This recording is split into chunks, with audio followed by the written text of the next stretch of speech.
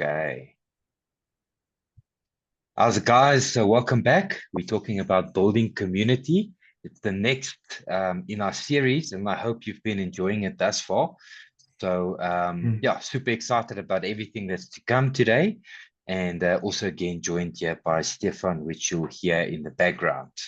So Indeed. we've done this before. So the promise today is you will understand, you will learn and understand the value that comes with meaningful and intentional connection with others. You'll understand how to build a support network that assists you in your recovery. Perfect. So again, Mm. emotional overwhelm to emotional being emotionally regulated or emotional regulation. That is the growth that we are looking for today. And to get into the next slide is just gaining the courage and capacity to reach out and connect with others. So very, very important to reach out and Yeah. connect with other people. Okay. So the quote here says, a monument requires several columns to support it.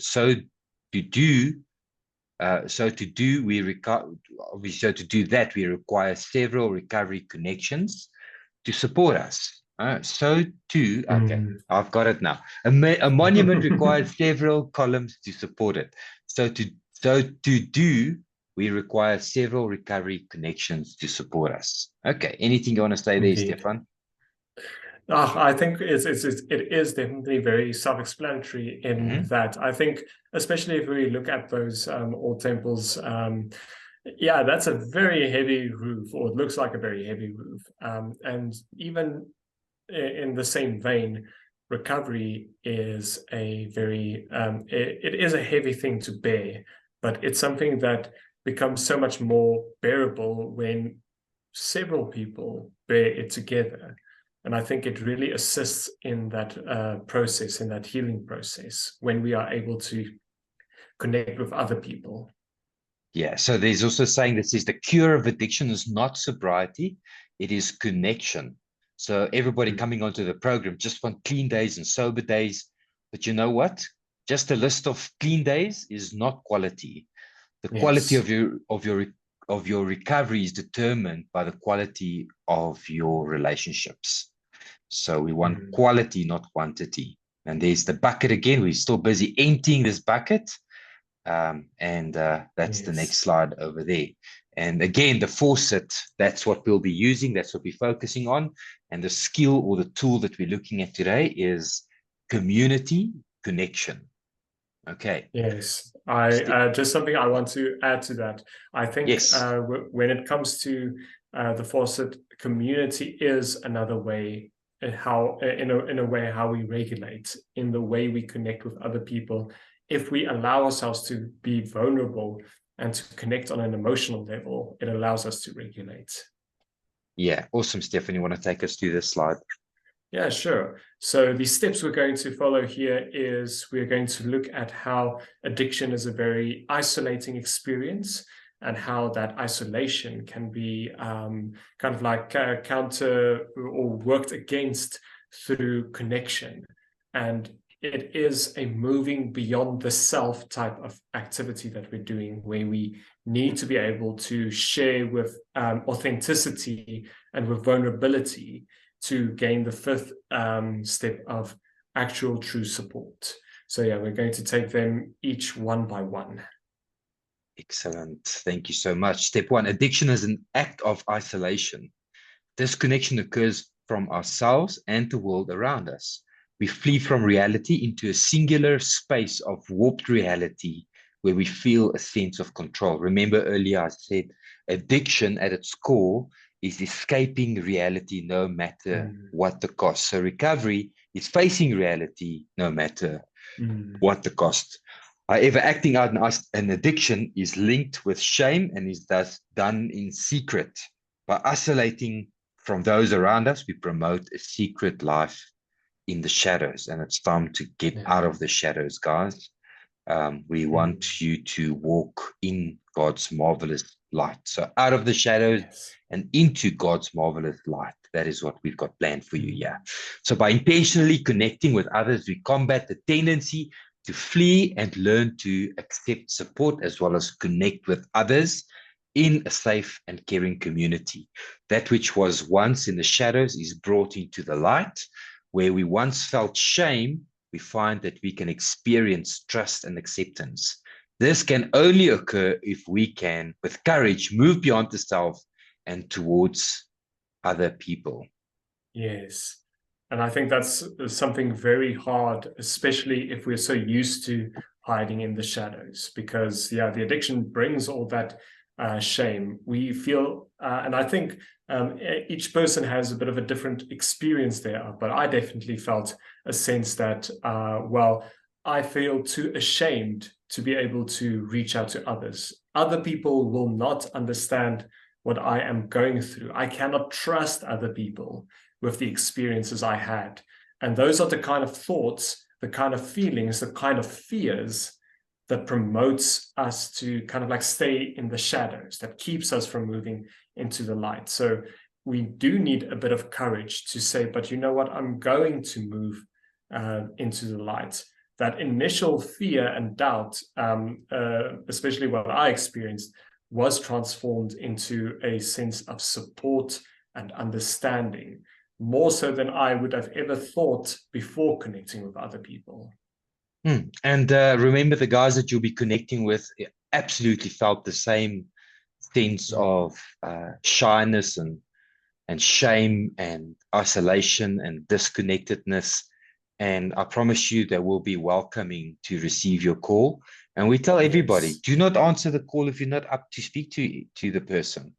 So if they press the green button, that's on them.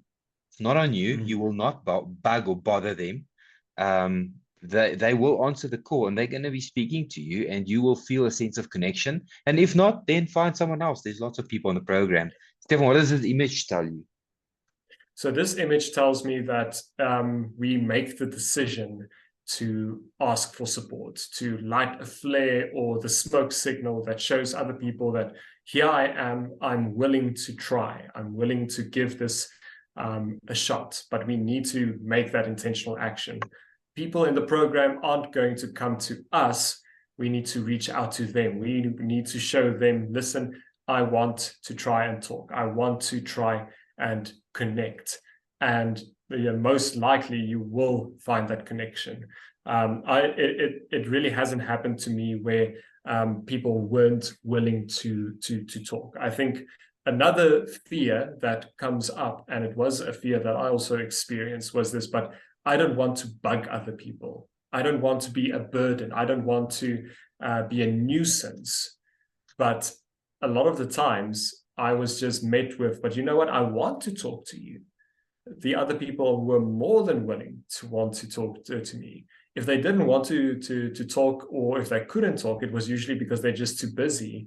And that happens. That's life with you. But I haven't found anyone who hasn't had a willingness to want to give a sense of support. Excellent. Yes, this is good stuff. Within isolation, we are primarily driven and focused on the self. Intentionally connecting with others assists us in moving the spotlight off of ourselves and onto others. We begin to see that life and interaction with others becomes less about ourselves and more about those around us. We become more in tune with our support network and with the emotional experiences of those around us. And it really is a team experience. Recovery is absolutely a team sport. And team is an acronym for together, everyone achieves more. And we rely on the law of synergy, which states that the sum of our actions is greater than the individual actions combined. Like if I can lift 5 kilos and Stefan can lift 5 kilos maximum, hopefully it's more than that, Stefan. Let's say 50 kilos, or let's say if I can bench 100 kilos, oh no, God forbid. But anyway, if I can bench 100 kilos and Stefan can bench 100 kilos, together we won't bench 200. Together we'll probably bench 250 kilos. So if we combine our strengths, the outcome is greater than any individual strength could reach on its own. Absolutely. I 100% agree.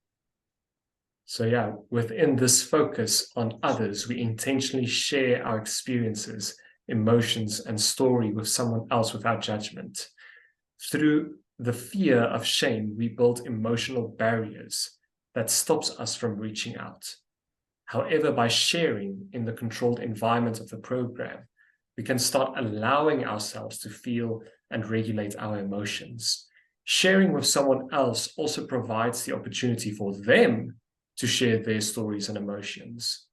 Mutual sharing creates trust and allows us to connect with others that understand our circumstances. So for me personally also, it's not just that we chat. It's not just, it can be a simple chat, but I think one of the first important steps when it comes to connecting with others is to be able to share a bit of that vulnerability about, hey, this is my circumstances. This is what I went through, or this is what I'm going through currently. And by sharing that, you are basically trusting someone else with what you are experiencing. You're being vulnerable and you are showing those emotions. And just as you are doing that, the other person also has the ability to do it as well. And in that sharing, there is mutual, I would say, kind of like almost camaraderie that forms in that. And in that sharing comes kind of like a better growth, more growth, and allows that growth to occur.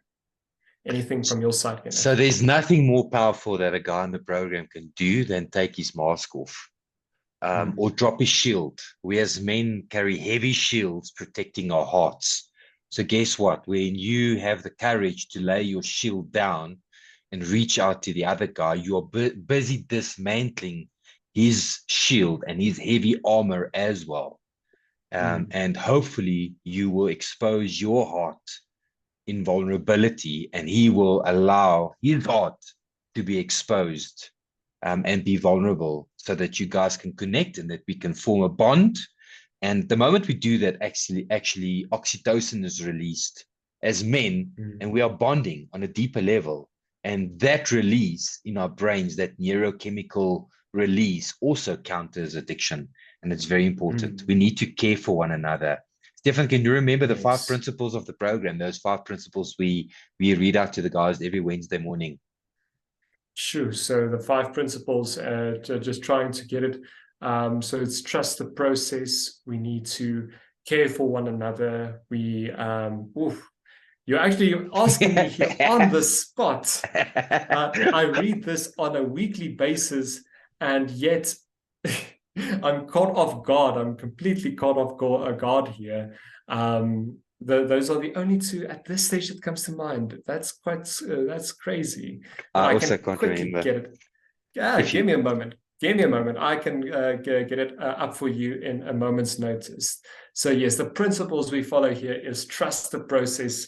The details matter. We need to be here now.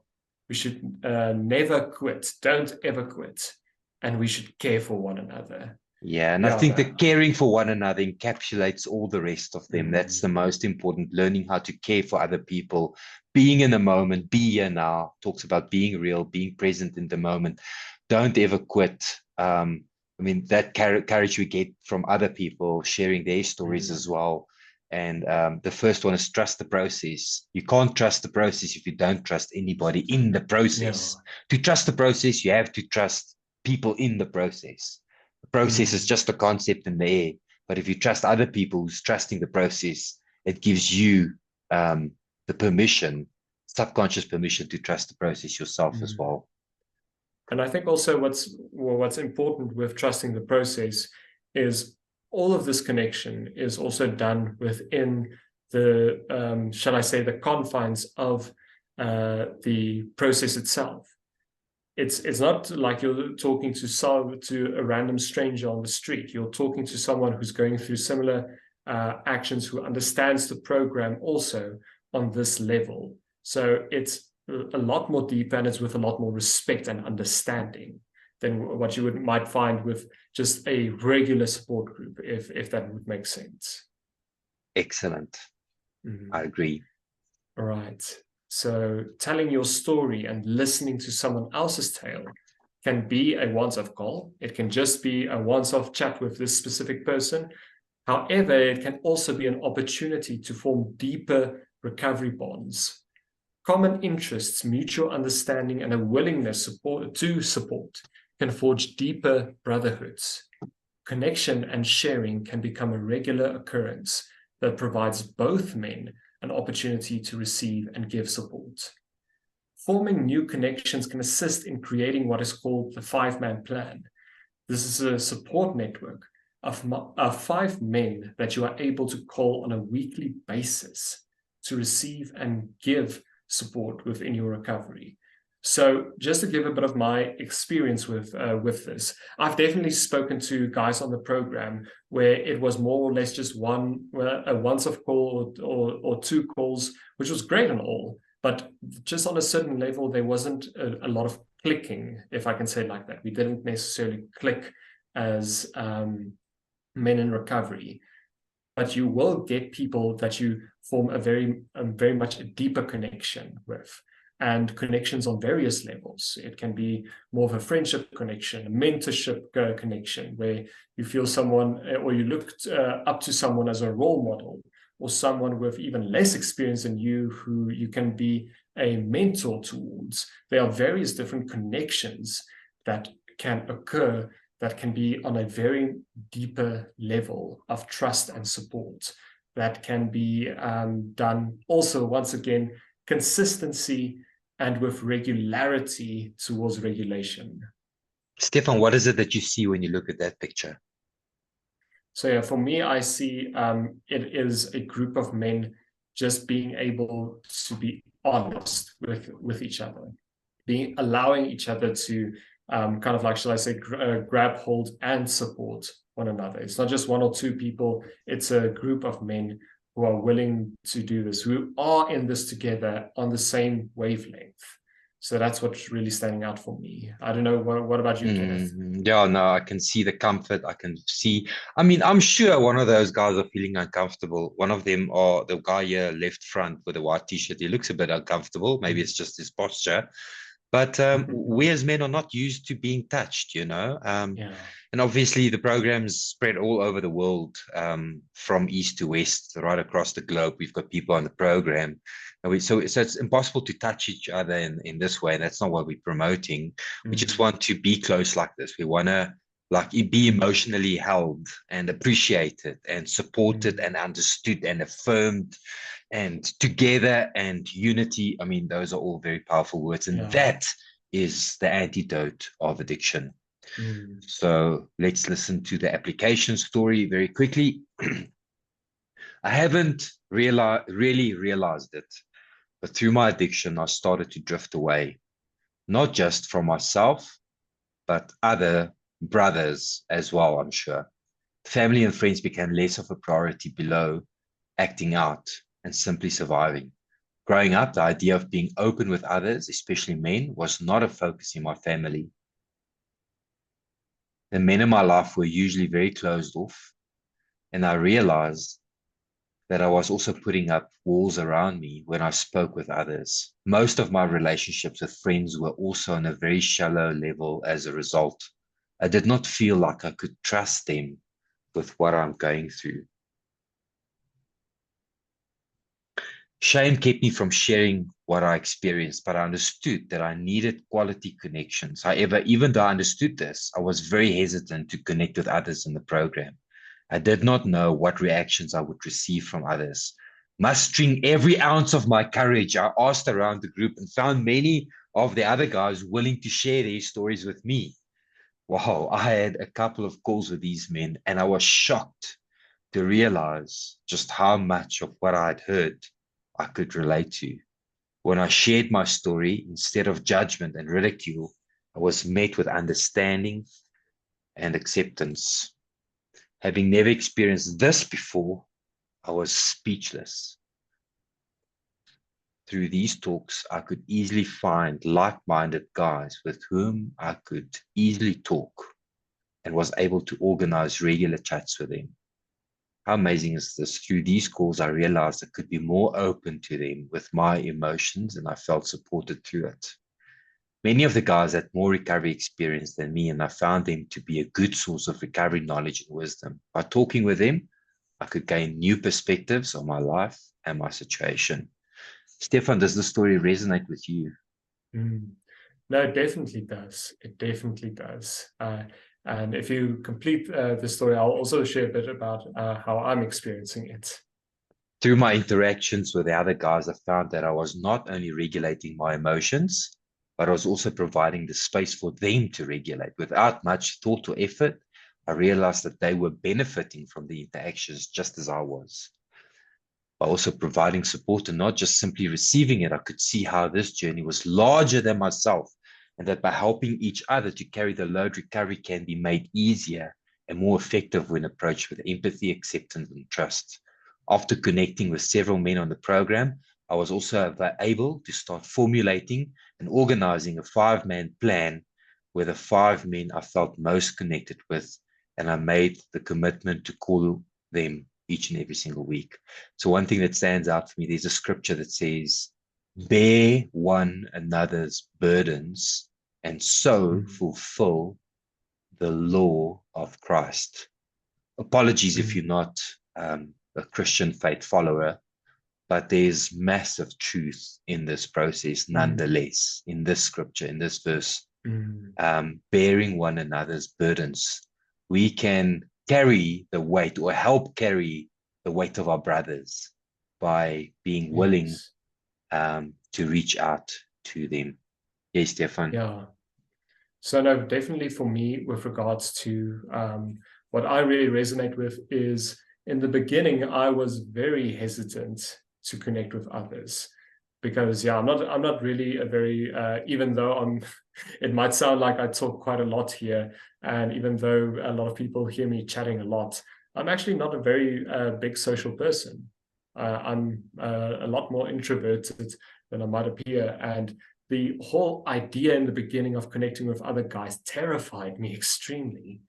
But through those connections with the guys that I really felt connected with, it really made everything click for me personally. I would say that was my clicking point, the point where everything just kind of like fell into place, and how I could really experience immense regulation. And I think each and every person will have a different clicking point, I would say. But for me, that was the clicking point that made the biggest, I would say, change for me personally. And it's something that I find to be critical for me personally in my journey. And with the guys that I've already made huge connections with, relationships with, friendships with at this stage. Yeah, no, it's immaculate. It's crazy, and it's really an honor to be able to go on a journey with a lot of these guys. So yeah, and even I think just the last thing that I want to mention is, even when it might appear that some guys do fall off, like maybe, for example, you had a great connection with someone, like any connection here on planet Earth. Some connections do with time wither away for one reason or another, but there's always new chances, new possibilities to make new connections. And I think through this model, especially by going towards different connections, as many connections as we feel like we require, we can assist the process of regulation. What is one thing that's more important than journaling? Connection. What is one thing that's more important than connection? Journaling. Journaling and connection. And yes, Stefan said connection, connection, connection. Journal, connection, connection, and journal. Those two are going hand in hand. If I journal first, I connect with what I've journaled with other people. I connect what I've journaled with other people. If I connect with other people, I journal what I've received from the other people down. It's like never-ending cycle of reflection and focusing on myself and growing as a person. It's a beautiful system. Eventually, there will be friends that will be closer than a brother. And that is why the name of the program, or the name of our great community, is Band of Brothers, banding together as brothers to this tool that is known as the 5-man plan. Exactly. And yeah, the metaphor speaks to me I think once again, with that whole idea of bearing something, a bunch of change together can bear a bigger weight, can support a bigger thing, I'd say. And so if we get more and more chains that work together, we can really distribute the, shall I say, not just the challenges, but also the experiences of recovery. Stefan, it's almost like recovery as a concept is becoming very clear and very visible as we are busy demarcating what is this thing all about, and what is it that's necessary for me to enter into a program that is long-term. Listen here, guys, nothing on this program is short-term focused. Not interested in short-term stuff. We want to build a recovery that lasts a lifetime. Yeah, because at the end of the day, it is a lifestyle change. It isn't about a few different things. It is almost a complete lifestyle change. And Kenneth, I don't know if it was you who told me that. Maybe I'm almost certain it was, but it's something I completely agree with. I wish there were more people and more people who aren't addicts who did recovery programs, because the recovery lifestyle is just in general a healthy lifestyle of living.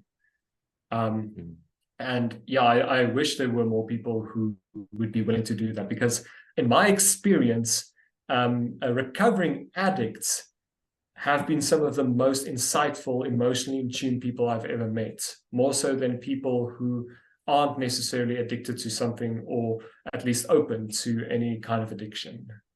Stefan, so this following statement will blow some of our viewers' minds. And I'm going to ask you a question. I know what you're going to answer, but answer whatever comes up for you. Do you think addiction can bear a gift? Yes. Yes. Yes. It's crazy. Addiction is a gift, guys. It brings a gift. Up to you to embrace it, and you will be blown away. So this now is your choice. So bearing in mind, we've used that word a lot. Bearing in mind, bearing each other's burdens, bearing in mind everything that you have learned up until now. What will you do with all of this information? Intentionally meet new people on the program and start forming connections, or try to walk this path in isolation, A or B. One of these are right, one of these are wrong. And guys, again, the battle stations is a great place to start this process. The battle stations that would give you opportunities to connect with other guys, not as intimately as a call would be. So maybe you need to just gather up your courage before you call somebody else. And that is the function of the battle stations. We also have group meeting on a Tuesday morning, a Wednesday morning. Wednesday mornings at 5, Tuesday mornings at 5. Wednesday mornings at 7, Wednesday mornings at 8. There's groups all over the show. So just connect with us, and there's a great opportunity where you can just show up anonymously and connect with other guys on the program as well. So the call to action, let's take a moment to reflect how we are feeling. Look on the Band of Brothers group for potential guys to talk with. Look at their clean days, schedule an opportunity with one of these guys to do a call and share your stories. As you get to learn more of the men on the program, start creating a 5-man plan that can form the foundations of your support network. Remember, taking care of your emotional well-being is very, very important. And it's, I can't see the bottom there. Can you see it, Stefan? And it's key. And it's important, and it's okay to ask for help when we need it. Yeah. So and I think that's something that's just important. It's okay to ask for help in all aspects of this program, to ask questions, to wonder, to be sure of certain things. We need to be able to ask for help when we feel like we require it. This is one of those funny irony moments. I couldn't read the bottom of my screen because the thing at the bottom didn't want to go away. And I asked Stefan for help when he helped me, and that's exactly what the sentence said there. So, yeah, God works in mysterious ways. Guys, I'm super excited about this process. Please do reach out to us. Please tell us what you think of this material up until now. Please show us or support us by sharing your own experience, your own insights. whatever you share with us could enrich this experience for each and every single person in the program, as we welcome you into a community and to apply and implement the 5-man plan tool. Awesome. Thanks, guys. Awesome. Thanks, everyone. And yeah, looking forward to the next one. Cheers. All right. Cheers. Goodbye.